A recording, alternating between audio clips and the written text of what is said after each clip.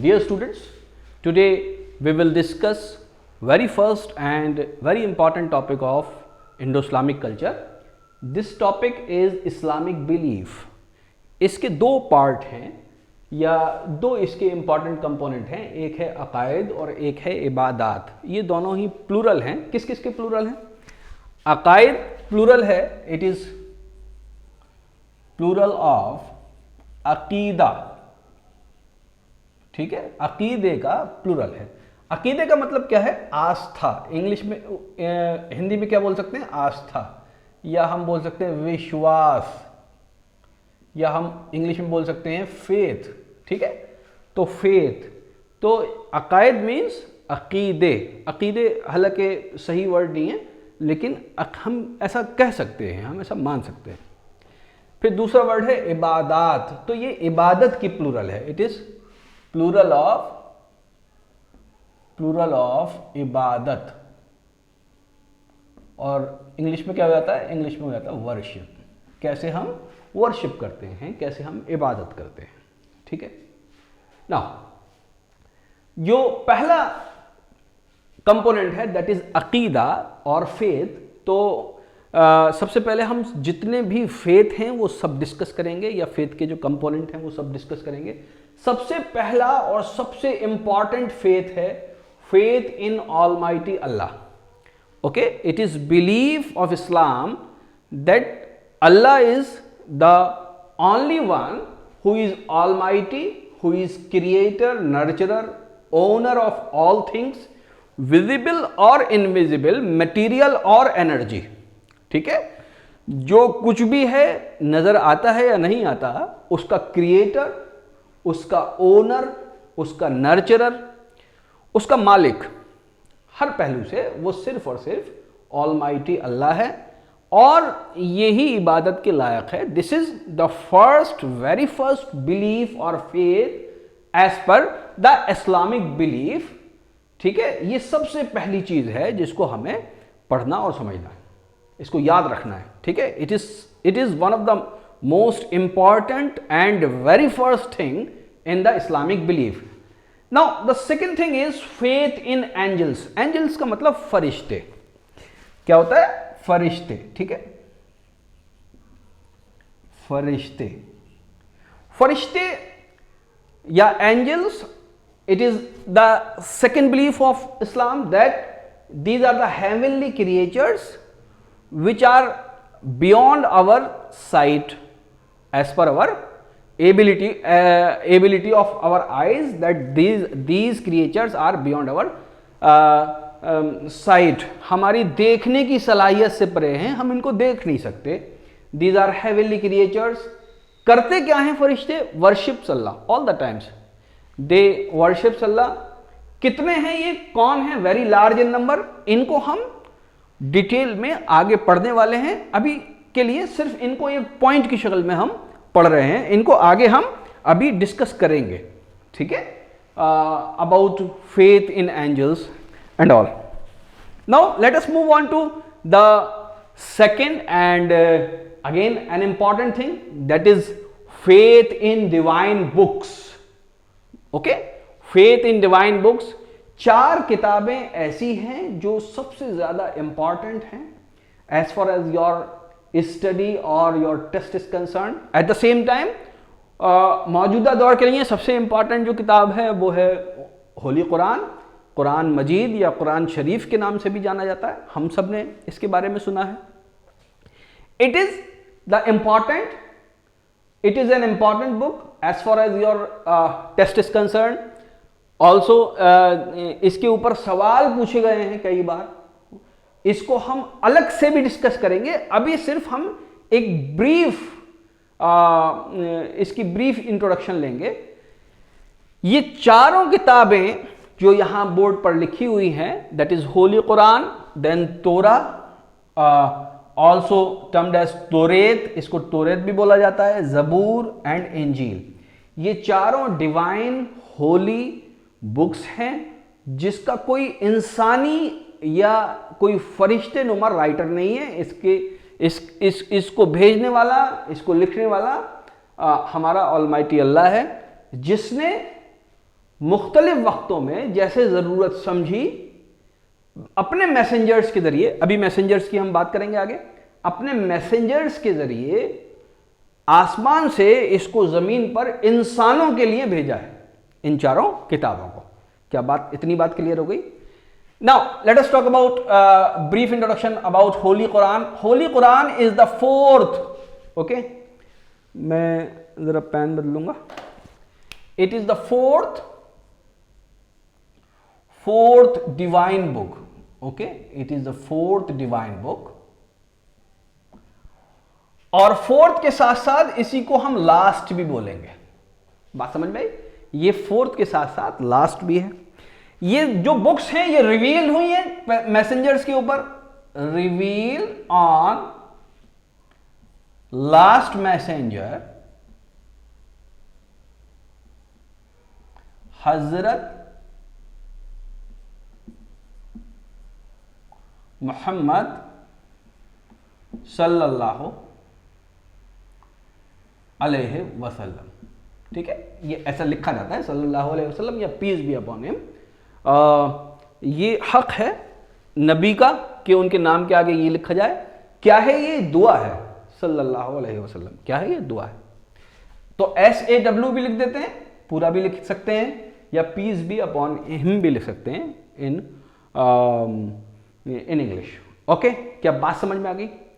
हम इसको सिर्फ इस किताब को थोड़ा सा और भी डिस्कस करेंगे डिटेल में आपके क्वेश्चंस के हिसाब से, वरना इसकी डिटेल तो पूरी जिंदगी खत्म हो जाएगी, इसकी डिटेल आदमी को करते करते।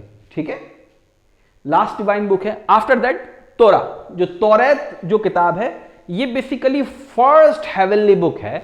It is first book, okay, it is first heavenly book, heavenly या डिवाइन बुक।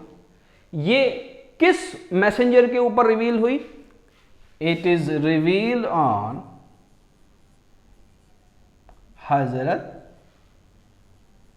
मूसा अलैहिस्सलाम। हजरत मूसा अलैहिस्सलाम is also a messenger, one of the messenger of Allah. ये भी एक मैसेंजर हैं जिनके ऊपर ये बुक रिवील हुई। Then the second divine heavenly book is Zabur, which is revealed on Hazrat Dawood alayhi salam. Zabur is second. एक second रुकिए।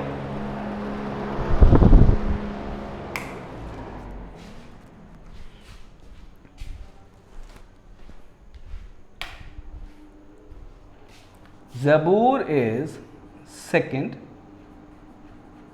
holy divine book.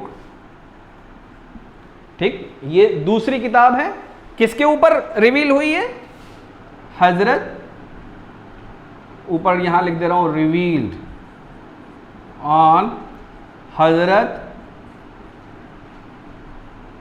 दाऊद अलैहिस्सलाम, है ना, जिनको बाद में क्रिश्चियंस डेविड भी कहने लगे, कुछ लोग डेविड नाम से भी कहने लगे। Okay, then the fourth book, which is also a heavenly divine holy book, is Injil, जिसको हम बाइबल के नाम से भी जानते हैं।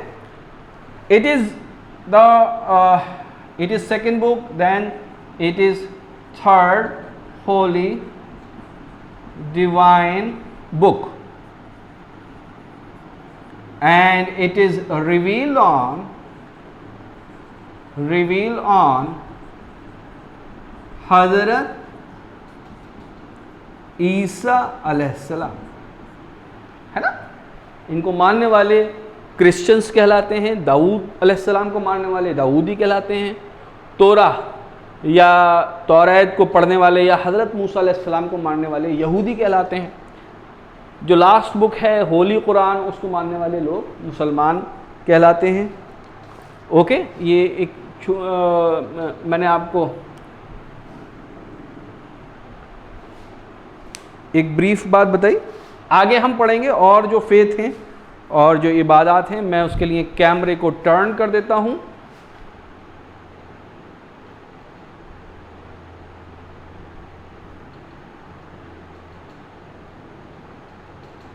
ओके, क्या आपको यहां तक नजर आ रहा है? ओके, नाउ ये पार्ट देखिए, इसमें चौथा फेथ लिखा हुआ है, फेथ इन मैसेंजर्स ऑफ अल्लाह।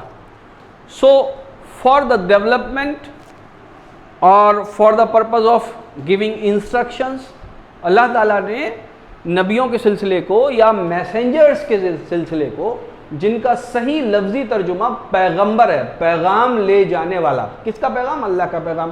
किसके पास लेके जाना है? इंसानों के पास लेके जाना है, तो उसको क्या बोलते हैं? पैगंबर या messengers.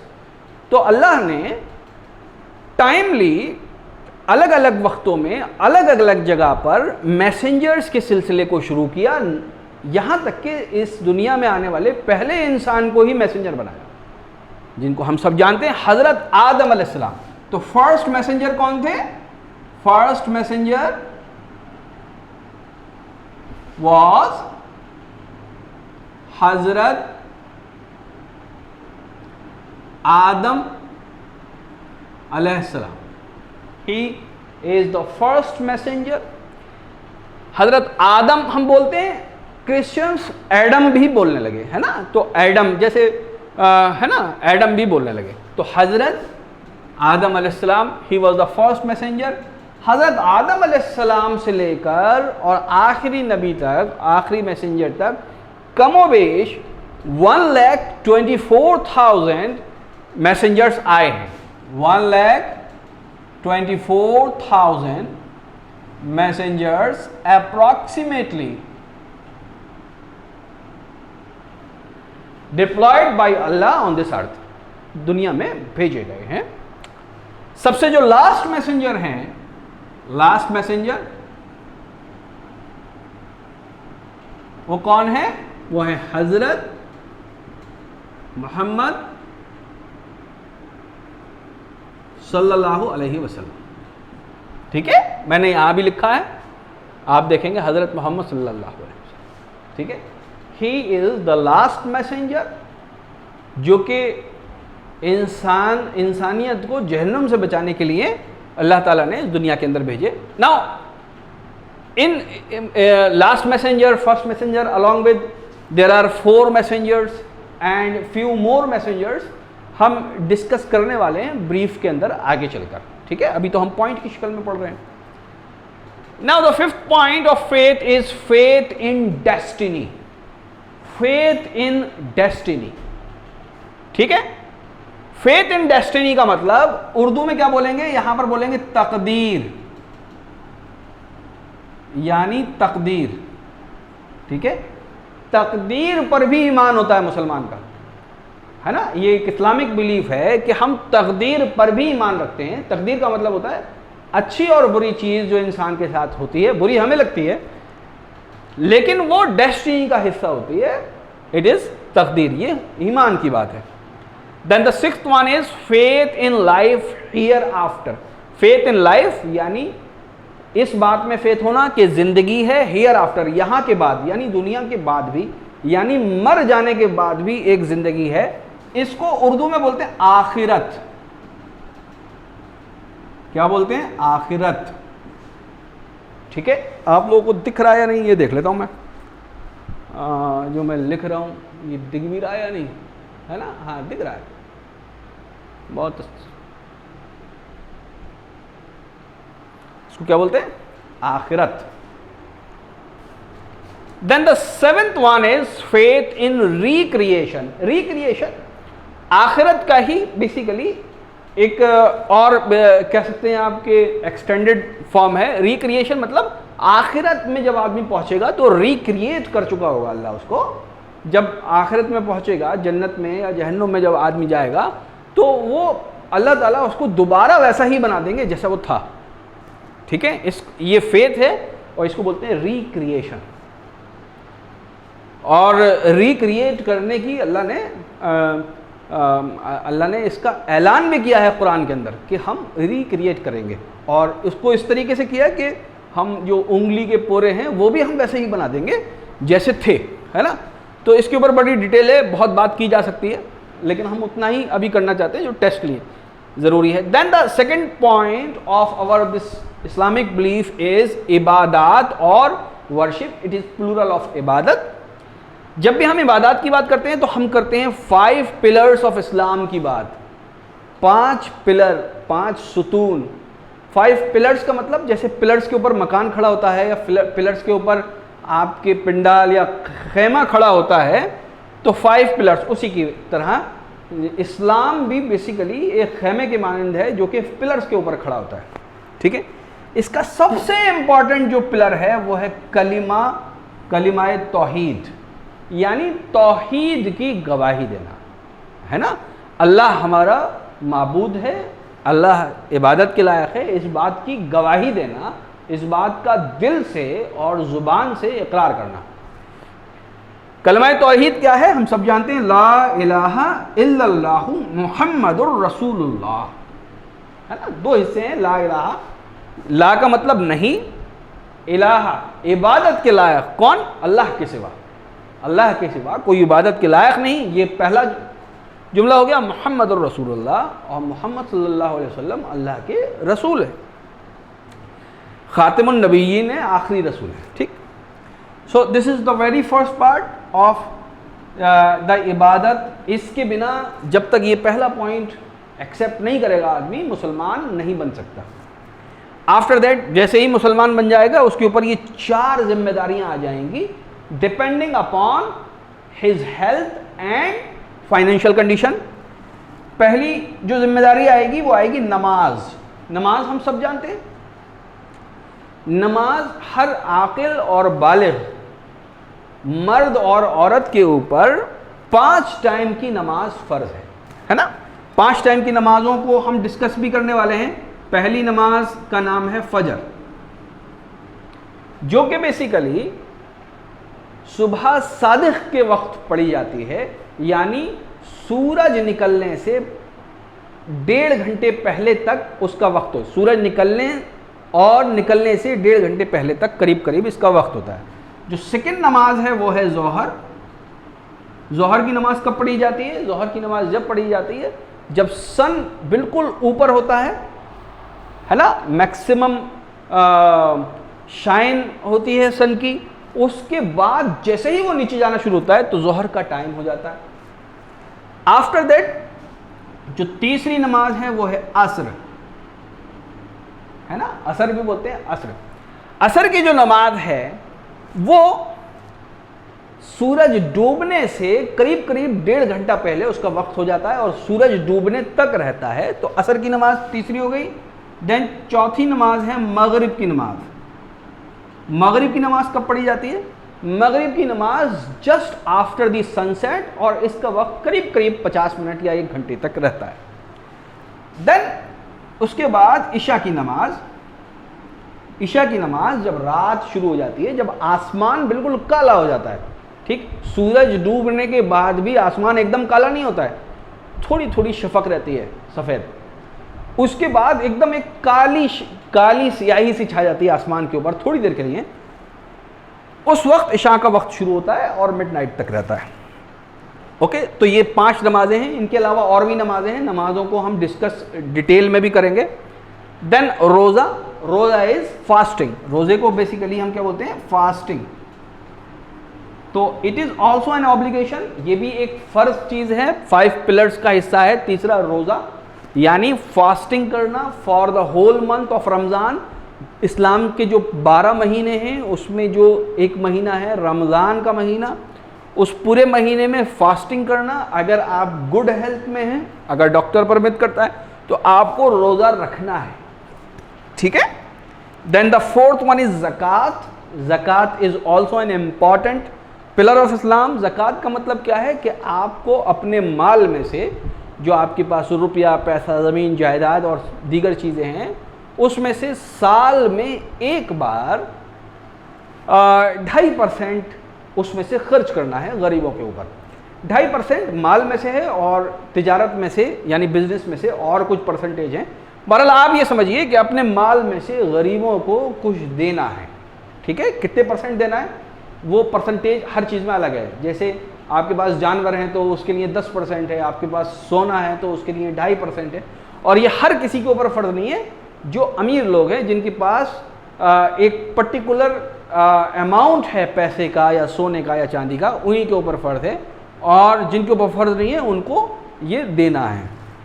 Okay, and the last it is equally important pillar, that is हज। हज का मतलब एक तरह से आप हिंदी में कह सकते हैं तीर्थ यात्रा आप कह सकते हैं। इंपॉर्टेंट इबादत है ये भी। जिस किसी के पास भी गुड हेल्थ है या इतना पैसा है कि मक्का और मदीना जा सकता है, तो वहाँ उसको ज़िंदगी में एटलीस्ट एक बार हज करने के लिए जाना है, और लोग जाते हैं। आप सब लोग इसके बारे में सुनते रहते हैं।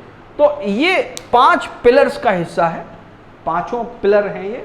इन 5 चीज़ों को जो एटलीस्ट करेगा उससे अल्लाह ताला जो है वो राज़ी होगा। It is the belief of Islam. Okay, so these are the important things. इसमें से किसी भी चीज़ को आप छोड़िएगा नहीं, पेन डाउन कर लीजिए, नोट्स बना लीजिए। मैं आपको क्वेश्चन ज़्यादातर क्वेश्चन मैं आपको कंप्यूटर के ज़रिए दूंगा, उन क्वेश्चंस को छोड़िएगा नहीं। ना तो आप थ्योरी छोड़िए, ना ही आप क्वेश्चन छोड़िए। क्वेश्चन छोड़ेंगे थ्योरी का नुकसान होगा, थ्योरी छोड़ेंगे क्वेश्चन का नुकसान होगा। ठीक है, खाली क्वेश्चंस को मत रटिए। ये बड़ा स्कोरिंग टॉपिक है। इस टॉपिक को सिर्फ आपको पढ़ते चले जाना है, याद होता चला जाएगा, और इम्तिहान में एज इट इज़ क्वेश्चन आएगा, आप कर दीजिएगा। Okay, thank you very much.